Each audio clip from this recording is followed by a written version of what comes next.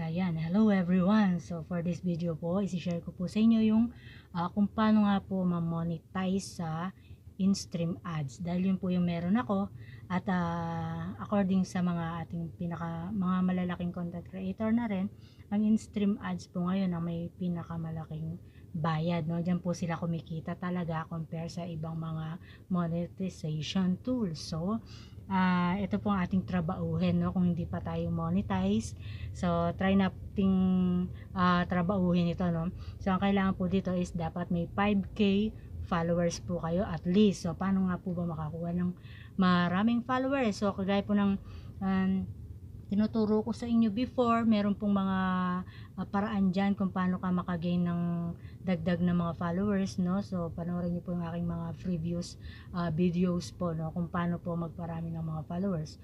So ang isa pa po is